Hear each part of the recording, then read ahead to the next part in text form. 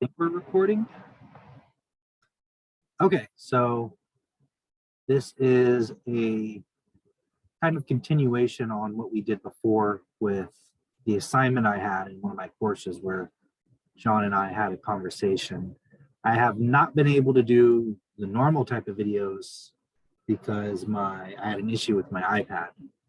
I actually just got a new iPad today, so I can kind of start doing that again here soon. But while I was kind of in limbo, John and I were talking about doing this as a substitute for a little bit. So John is a good friend of mine. I've been friends with him for quite a long time. He is an engineer. I just thought it was interesting to have an engineer and a guy studying physics have a conversation together and kind of share our experiences and give advice and help people with questions that we struggled with while we were still learning. So I'm not going to talk too much about John. I'll just let John kind of talk a little bit about himself. Yeah, so thanks, Brian. So first off, just kind of like how you started it off, just graduated just roughly out of COVID times as an engineer, specifically mechanical, like all the mechanicals out there. I know, but some always ask me like, oh man, like what made you want to do mechanical? And I think, that's something that, I come up to the question a lot because a lot of people don't really know what they want to do. So, I always like to advocate mechanical. If you're kind of confused, especially just in engineering, or you don't really have a good pattern of what you want to do, but you kind of like, if you're a big math and physics kind of nerd like me and Mr. Brian over here, then we kind of like, clicked on a lot of that stuff. So I actually decided I really liked math. Was kind of one of those big nerds who really enjoyed it during that time, especially in high school, towards the end of it, funny enough. And funny enough, different story with Brian, but with me, I loved it during high school, and kind of decided like, I don't really know what I want to do, but I kind of want to move towards different directions, and I think I knew a safe kind of like a bet would be kind of like engineering, and I liked the idea of the physics, and I liked math-based situations, and I liked the name of becoming like a mechanical, because mechanical is diverse in so many different things, right? It's the most general, I would say, in terms of all engineering. Like one thing I would say is like, as a mechanical, you do basically a taste of everything. You kind of stir up the pot and kind of do from each different subject. So like, hence one of them would be like, you do mechanical, of course, but you also do a little bit of civil. You do a little bit of electrical. You do a little bit of CS, not very much of CS, a lot between the two. But it's something that I kind of really got into. And yeah, I was like, I'll kind of explain a little bit more as I start to go along. But yeah, Brian, like, I know you being a physics, why don't you talk about that a little for us? Yeah, so I was a pretty terrible high school student. I barely graduated high school, actually. And I went to community college, state college, and that's actually where John and I became friends. We first met. And I took college a lot more serious than I did in high school. And sure enough, I did a lot better. I was originally actually majoring in biology. I was very interested, and I still am, in infectious diseases. It's still something that I find interesting and kind of read about from time to time. But as we were doing, I think, Calc 1, Calc 2 together, I realized I really enjoyed math, and I wasn't convinced that biology would allow me to use math as frequently as I would like. So I started considering other alternatives, and physics is an alternative to that, where you can use quite a bit of math, um, far more than like biology probably would for the most part. So that seemed pretty standard. And I enjoyed the classes. I think the classes are very interesting.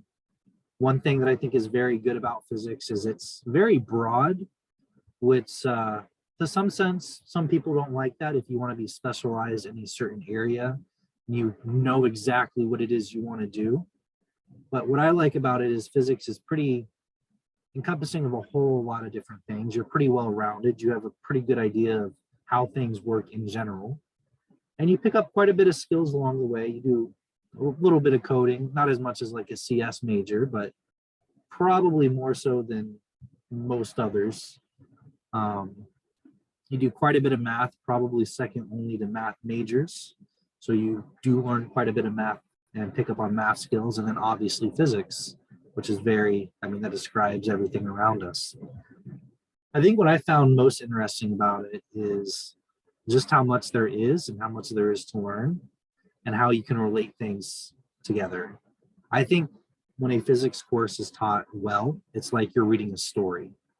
And I've had that for a few classes where it's like you're reading a story and you're kind of figuring stuff out in a similar process to how people originally figured stuff out, you know, whether it's like modern physics and you start learning about experiments like the double slit experiment or the photoelectric effect, and then you walk into quantum mechanics, for example. I think that's kind of cool how you almost chronologically can kind of go through it. So that's why I was drawn to physics. I enjoyed it, number one. And I've enjoyed the classes. I mean, it's time consuming. It's not the easiest, but I don't think it's as bad as some people make it out to be. And if you enjoy it, then I think you'll have a great time with it. Yeah, honestly, Brian, I kind of wanted to elaborate more with a bunch of stuff you kind of said, because I know that, like, if we're trying to relate to other people also, let's talk about a little bit more of the math classes, honestly, because it seems like, the way I've been kind of always remembered too, because obviously I took a bunch of the math classes with you. But I mean, like, what would you say, in your personal opinion, whether we took it or not together, what was something that you thought was like a really nice math class? Like, or not only that, but just a math class you really enjoyed? Because I know that, like, and let's kind of go through them a little bit, like, because I feel like when you compare it to people, probably math classes are going to be the most, not just challenging, but like the most people that can really relate to in these type of situations. Because as you start to go forward in math, I think that people don't recognize that when it gets hard, they don't get to see the beauty in it. There's a lot hard when it gets into the harder math classes, is when you get to actually see, wow, like this is actually how all these things come together. When you see in the beginning, you see the most basic stuff, and I think that's where people are getting frustrated because they are not just interested. But I think it's once you start to excel past probably Calc 1, honestly, probably getting started in calculus 2, it's like you really get to open up. And I just want to know with you, Brian, like what is something that you would say right offhand that you loved, and not only that, but I would say your hardest ones. Well, I would say the first thing that comes to my mind is calculus 1, just because it's this new branch of mathematics that, I was never really exposed to before. So to see like calculus, and I see math as not just one thing, but a branch of different concepts and ideas. Being exposed to calculus was pretty cool for me. So I really enjoyed Calc 1. Um, I enjoyed Calc 2 as well. I thought that was a good class. I enjoyed differential equations. I thought differential equations was really cool. And then also I took a complex functions class, which I really enjoyed, with complex numbers. I thought that was also, the math works out so nicely. I think kind of like you were talking about it, it's pretty enjoyable. In terms of the hardest math class, so linear was a little abstract. So if you struggle with abstract thinking, I could see how linear algebra would be the most challenging, because it's a little different. If you go through Calc 1 through 3, they're very similar to one another. They follow similar ideas. Differential equations is very similar to calculus. I would say linear algebra was just the second time I was exposed to a whole other field of mathematics. And it's different. If you got accustomed to calculus, linear algebra might feel a little weird at first. So that's kind of what I think about it. Yeah, no, I just kind of want to elaborate, because I know that people may kind of get a little get confused when you said like the hardest. I think what you meant too is like, just to kind of, it wasn't extremely like hard, like mathematically when you have to actually solve out the problem, but it seems like it was just very strange to understand, because matrices are very strange in general. So as you start to kind of elaborate more and more on like each problem, they start to get really kind of like different words, and the same thing with a brand new class for a brand new subject you would have never seen. Like I kind of noticed that as I started doing like my engineering classes, I started seeing like more trends. But like the first beginning ones seemed to be very new, Would I say they were extremely hard? Probably not, but what I would say is they were very confusing getting used to those type of like vocabulary words, those just just basically doing those steps that are that to get into that mindset of how it actually started to function and work. I mean, would you also agree that that's what you kind of meant? Yeah, I think that's what made linear kind of difficult at times to understand, was just wrapping your mind around a vector space and an nth dimensional vector space. I think stuff like that was a little weird, and span, linear combinations. I mean, you kind of pick up on it eventually, but I would say there were times where I had to spend like a day or two kind of thinking about it before I really understood it. And for the most part, I didn't really feel that with calculus. I felt calculus was very intuitive. So that was, I think that's what I mean by it was a little, I could see someone saying, well, that was one of the harder math classes. Computationally, it's not very hard, but No, no, no, totally agree. Like, and I think that that's where, I was trying to move towards, but like, so now, going advanced into this, like, I would say, like, for my issues, it's funny enough, Brian, is very well in this one, but I literally hated calculus one. It was like the opposite from the way I thought about it with Brian. I just didn't like calculus one in general. Now that obviously stemmed in any other reasons also, which I'm not going to elaborate on, but just in general, it like just how Brian said before, it was just strange because it was so brand new into it. And you hear about these words like, whoa, derivative, what's that? What's this? And you getting you used to it. And I think that like, which is very hard for people, is to be able to solve a question and do it mathematically the logical real way, right? Not to be able to think like, oh, you can subtract this, and like using the actual operations and how they function and work. Because I think like honestly, a lot of the stuff I would say stems on having good algebra.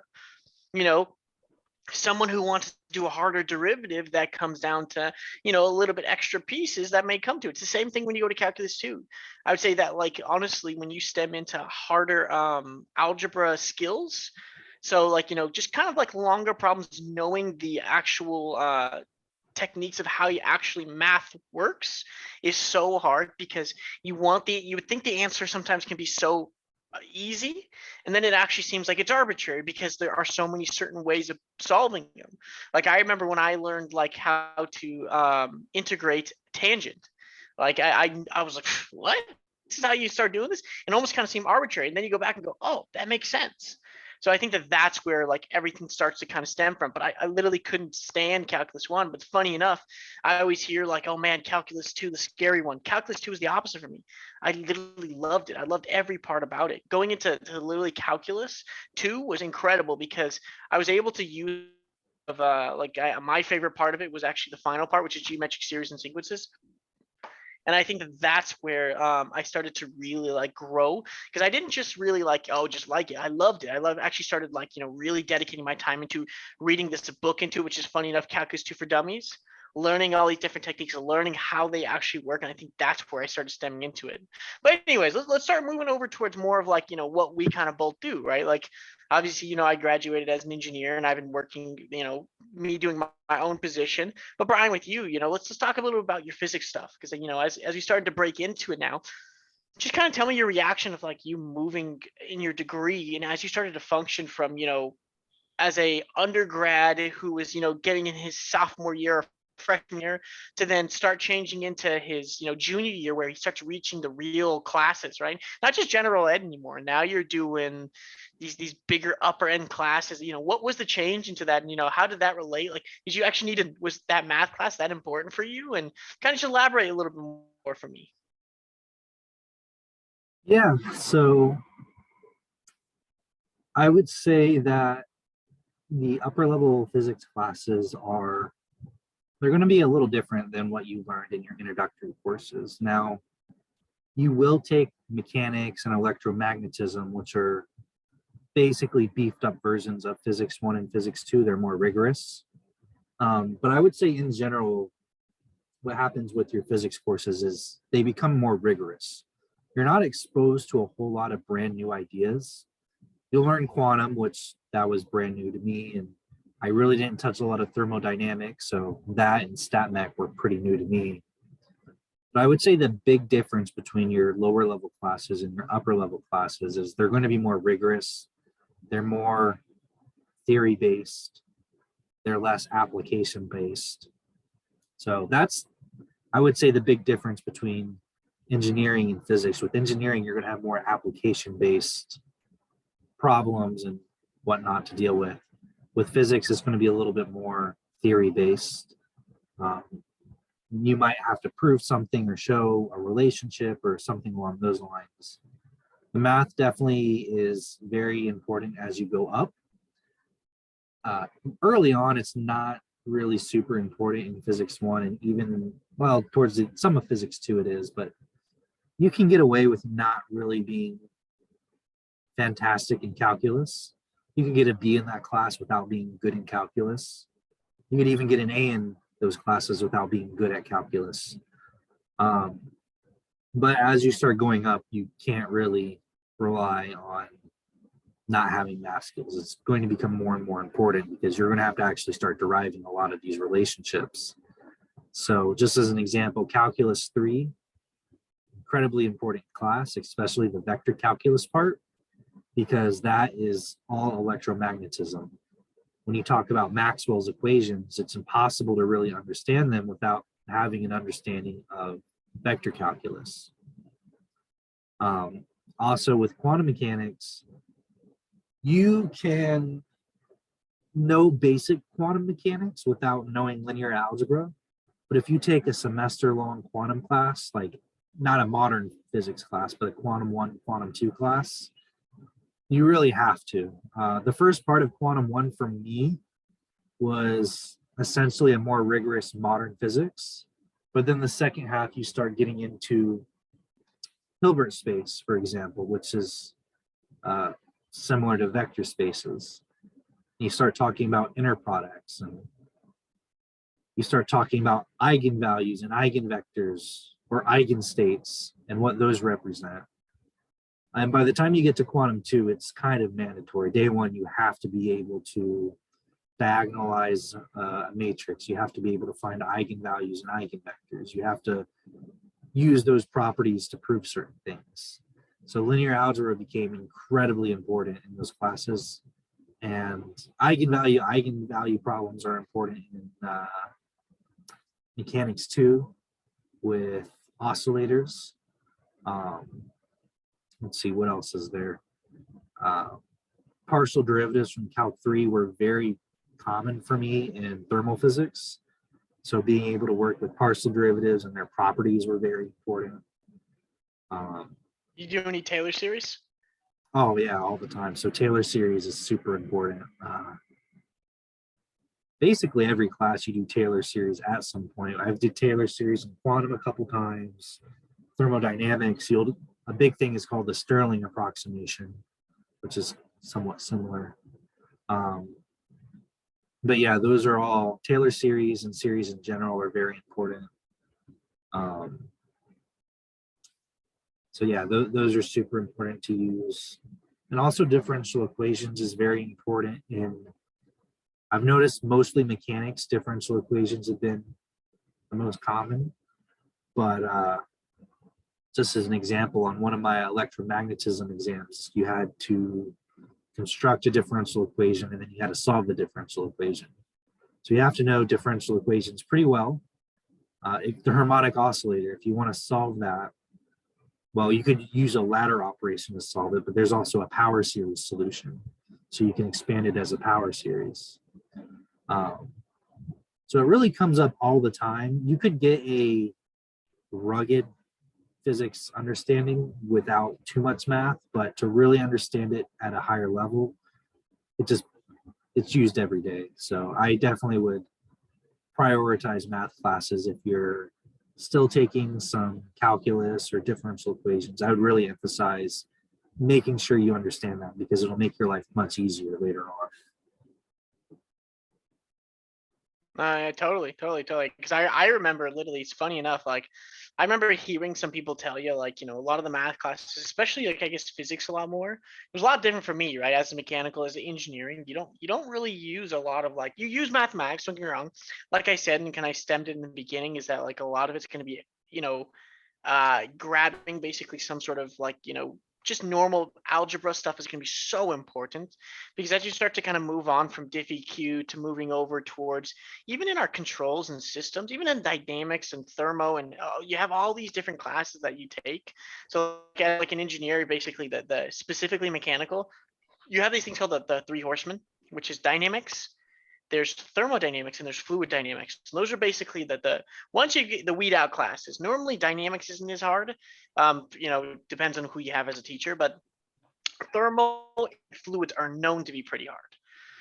Not really, again, like the subject is really that hard, but in general, I know the teachers like to make it very hard because of the way they want to make you learn. Like my classes specifically for my thermal, it wasn't crazy bad. I always thought I was going to fail the whole time because my teacher was, he was a lot younger. So, and he was kind of like, don't worry, guys, you'll do good. And then we'd get back and the score would be, incredibly low. And you're like, man, like, how dumb am I? Right. So, started kind of like elaborating more on certain situations. And then, like, as I started to move over to fluids, man, fluids was probably, if not right next to, actually, funny enough, our first physics class, me and Brian's. I would say those are where I would say the hardest classes, physics one, and just walking over towards like a fluid dynamics. Those two, man, it wasn't that that the subject was incredibly hard. It was that the teachers made them a lot harder than they needed to be, kind of resulting in a lot more of like it seemed like sometimes things are just arbitrary. Like you would assume that some things would go way and they just wouldn't, right? So, and they made sense in your own head, and you would think like, there's no way that this could go away. There's no way this would, oh wow, okay, that's how that works. So every single time it kind of turned into that type of way. And I know specifically for like mechanical wise, people kind of get a little nervous for it because it's the idea of it, like, oh my god, it's so hard. Honestly, like I would say, I used to always hear like school is just an endurance race. It's not really something you really want to like freak out about because anyone can do it. It's just you have to be able to put your mind to do it. And I think that that's where things kind of stem away from one person to another. It's how much do you really want it? And I think that mechanical, can scare people because, oh man, all this mathematics and stuff. Don't get me wrong, there are some hard parts. But you remember, you and every single other person are going through the same situation.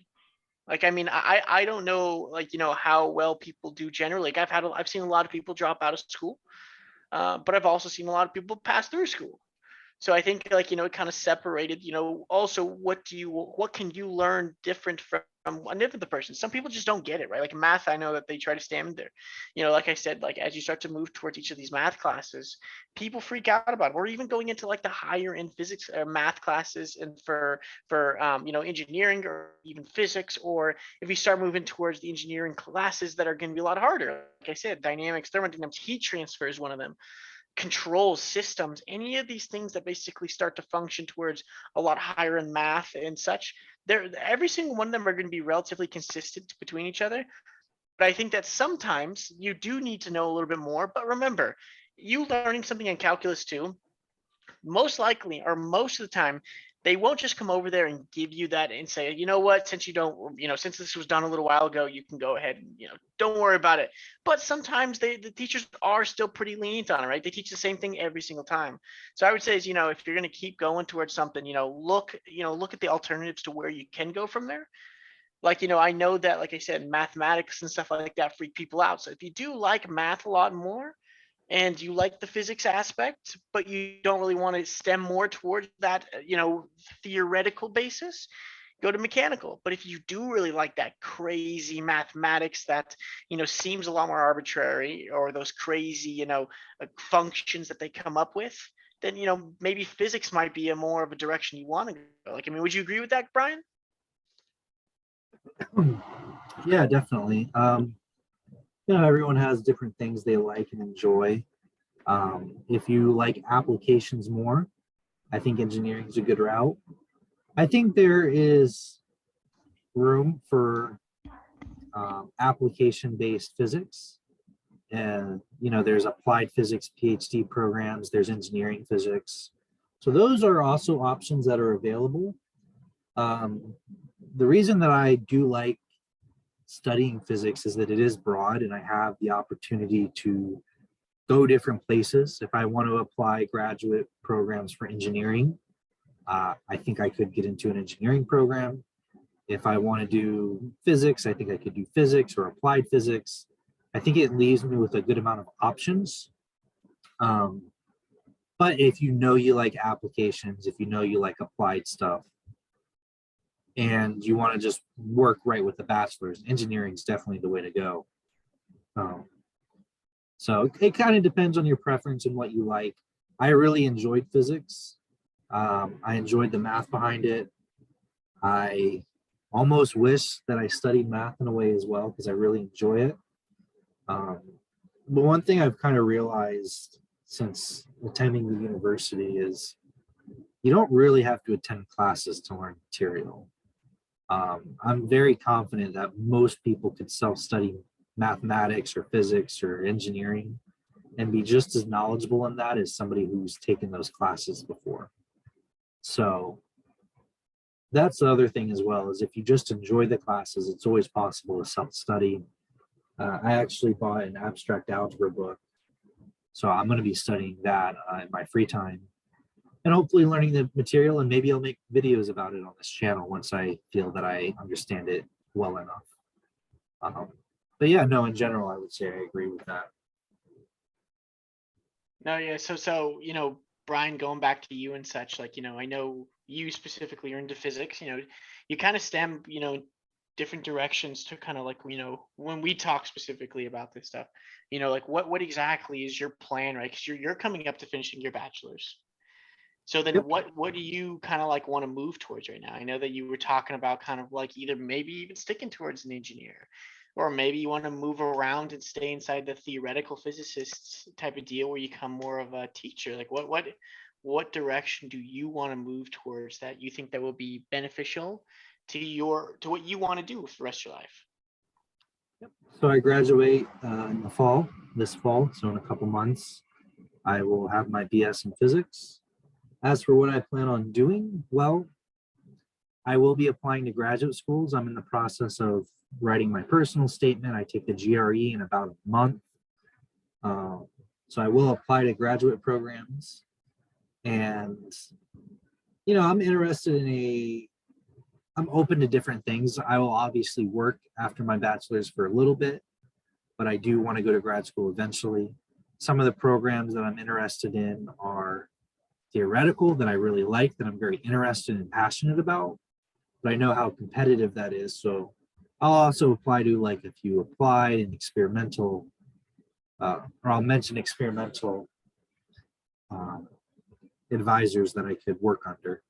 So I'm going to have a couple options and see where I get accepted to. And then once I have my exceptions and rejections, I'll kind of make my decision then. In terms of a long-term goal, I always really wanted to be a professor because I generally enjoy teaching. But come to find out, teaching isn't even the biggest thing that professors do, at least at my university.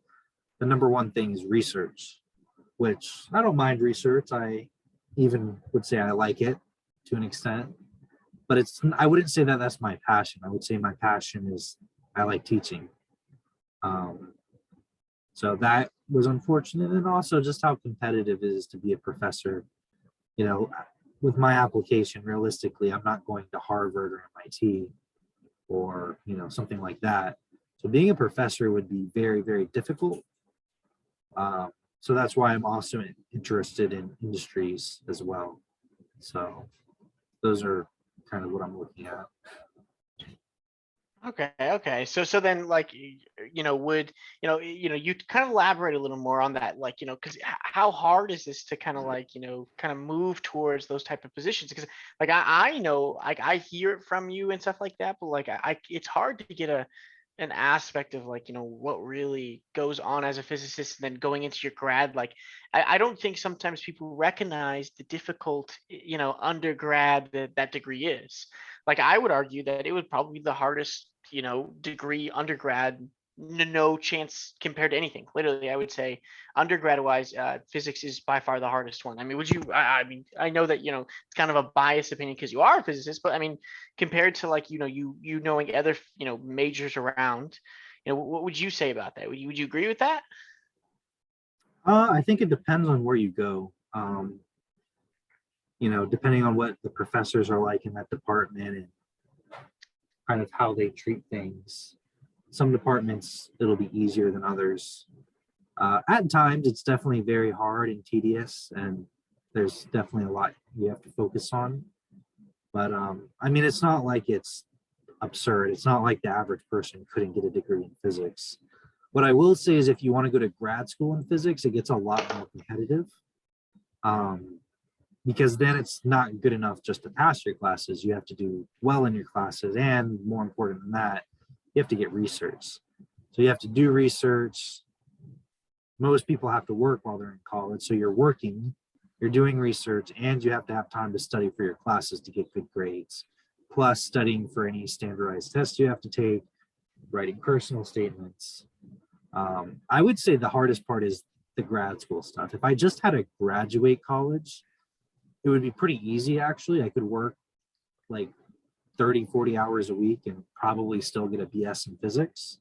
But if you want to be competitive for grad school, I can't do that at least to maintain a good GPA and do research.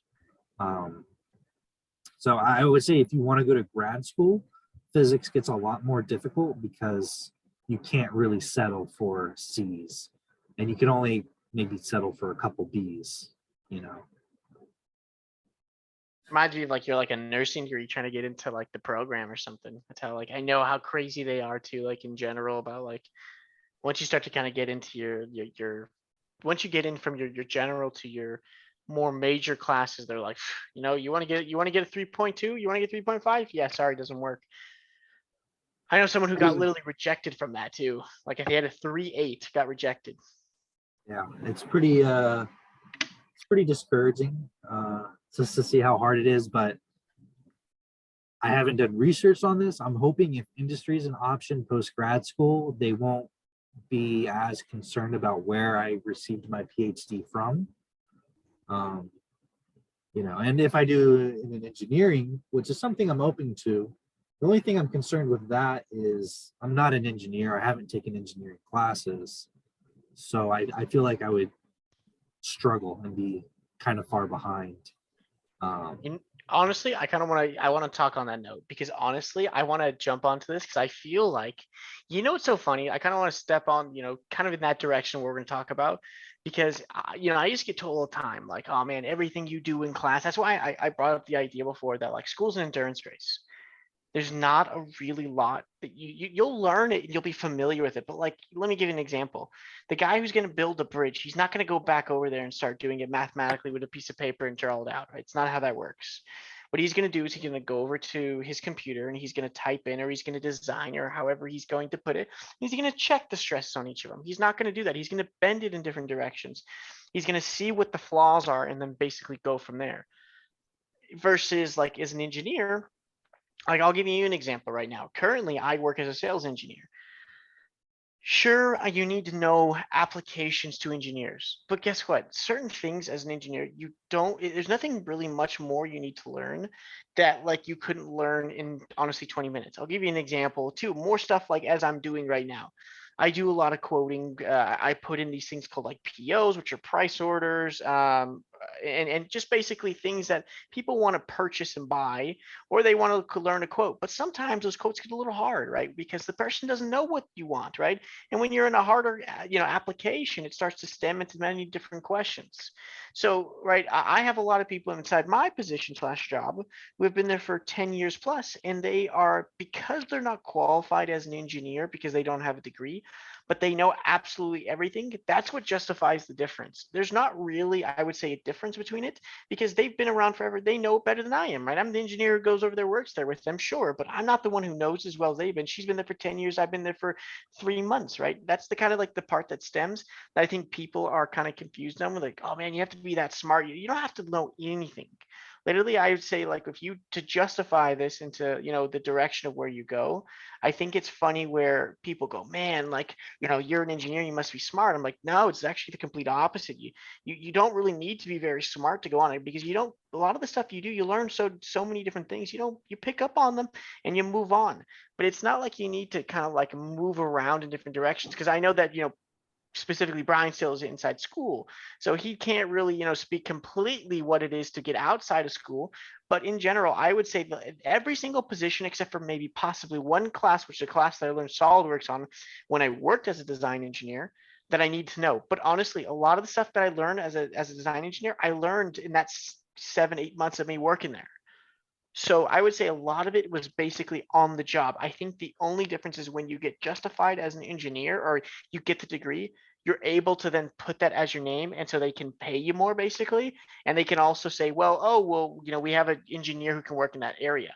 But you don't. I'm not gonna lie to you. There's several times. How many times you guys ever take a test and do the whole entire test, think you know the whole entire thing, do really good on it, and the next day not remember anything, or the next week? And I think that's where, think about it when you haven't taken the class in three, say it's your freshman year. You haven't taken that class in, right, 3 years, right? Or let's say like, 6 semesters, right? Like I think that's where I think people are confused on it, right? You learn a lot of stuff, but you also can't remember all stuff. You remember very small bits and pieces of it. But you're not going to be the person who's going to go, you know what, I'm just going to go ahead and jump over. I think literally getting, your degree really is more of an excuse to be able to get paid more and then be able to also have that title. Other than that, I can't really see, like I said, and what are your opinions on it? I mean, like, I just kind of like wanted to throw it out in terms of it, but like, based on the people like, Brian and stuff, would you say you agree with that? Well, I'm more concerned with like passing the classes and doing good on tests. I don't really think, I feel like if I was put in the position of doing the job, I would do the job fine. I'm not really worried about that. Um, but I'm more worried in grad school if I'm taking engineering courses, they're kind of expecting me to know certain things. And if I don't, well, that could be trouble. So that's No, kind no, of more, yeah, totally agree with you. I didn't mean more that. I meant when you get out of school, like as in like you becoming a physics major, or I'm sure that physics is probably a lot more applicable to you knowing because if you stick STEM into more theoretical. But I mean like when you get out of school, and the reason why I say specifically that is because I've had a lot of people at my work tell me, man, you're an engineer, you must be smarter. Like, oh, like I've been in this position forever, and they're like, yeah, we need like an engineer. Like they're trying to move me into different parts of a position.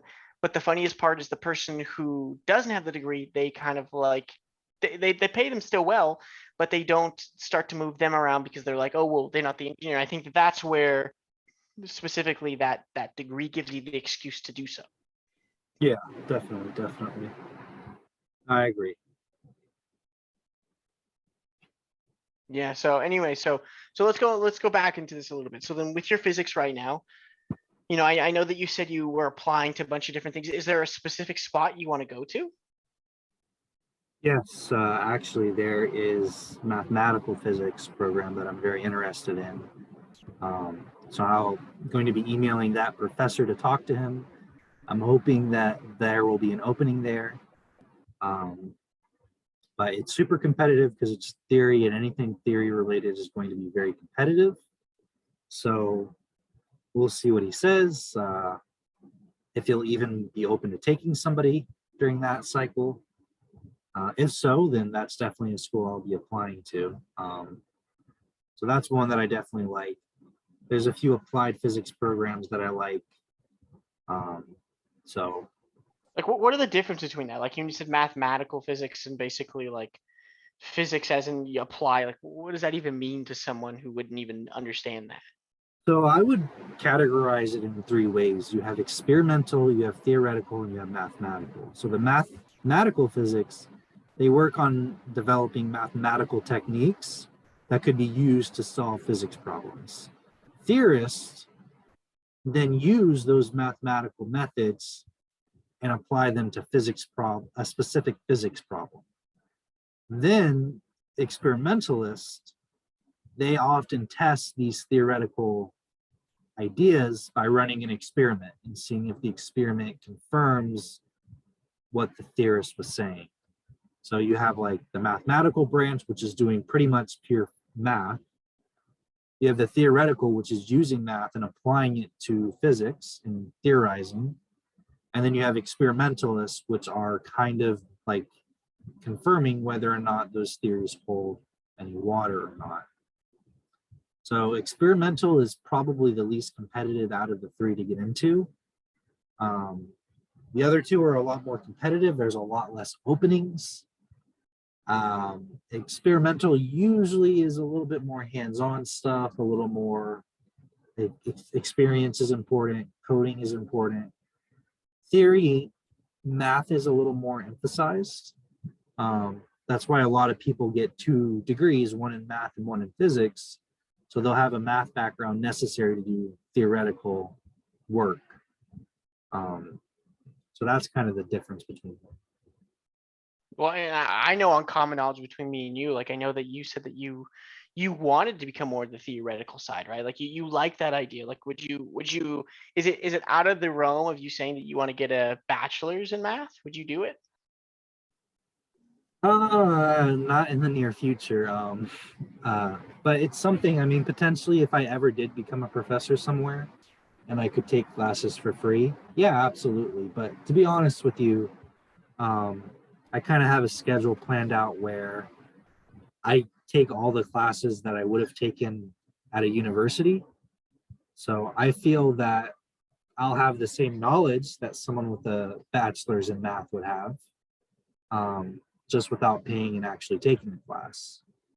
So honestly, I really don't see myself taking an official, like more official classes to get a degree in math. I'm just going to probably self-study, and I'll be pretty content with that. The only way would be maybe if it was free or a company paid for me to do it. Then I could kind of see myself doing that. Um, I mean, if I really wanted to get in theory, it might be a good idea to get a second degree in math, and that was something I was kind of looking at. But I don't know if I really want to sit around and use another year and a half to get a math degree and pay money to do that and then apply to grad school. I don't know if I really want to do that, to be honest. And I've talked to theorists before. My quantum professor last semester was a theorist. He didn't have a math degree. He essentially told me kind of what I'm saying now, which is when you run into a math problem, you just learn the math problem. If that math problem requires you to do stuff with tensors that you're not comfortable with, then you have to teach yourself tensors. If you need to use group theory, well, you have to get an abstract algebra book and go through those chapters. You essentially kind of learn as you go, which is pretty interesting, but I don't really foresee myself getting a math degree. Okay, yeah, that's fine. And so now let's kind of wrap this up a little bit. Like I want to start this off by like, ultimately let's kind of do like a quick summary on like what exactly, what's your final goals for this kind of like slash like you as a physicist, what's your are you kind of stemming towards one way? What's a job that you would say not just teaching, like since we know that you want to teach, we know exactly what teachers do, especially since I'm assuming if somebody is in this class they're probably into physics or mathematics or some sorts. What exactly, if you start to move to that direction, what exactly do you want to becoming as a job? Like alternatively, like you talked about applied maths, give me some sort of like a position that you in the day of a life is something you would want to do. Yeah, I mean, I would definitely be interested in doing theoretical research. The research that I was reading about with topology that I thought was quite interesting, that's something I found that I would like doing. Other things industry wise would be something like data science, which they tend to do pretty well. I also think it's possible to work as an engineer if you got your PhD in physics. I think that's possible, or applied physics. I think that's certainly possible. I think there's opportunities with finance that I'd be interested in potentially doing. So those are kind of my options if academia is not something I'm interested in pursuing and I kind of want to, have a job, make money. Those are a couple of the jobs that I'm interested in. But I would say maybe ideally would be doing research and theoretical physics or mathematical physics. Well, perfect. Yeah, no, like I said, I think it's cool, and I'm excited to see what direction you kind of move towards because as you start to kind of get into it more and more, kind of can I also get to learn it also. So like I said, Brian, I think I'm excited to see what's going to happen, and we'll see where it goes from there. We'll kind of lead up one of these times on a second podcast for this. Yeah, for sure. It's been fun. Yeah, man. All right, we'll talk soon. All right, later, bro.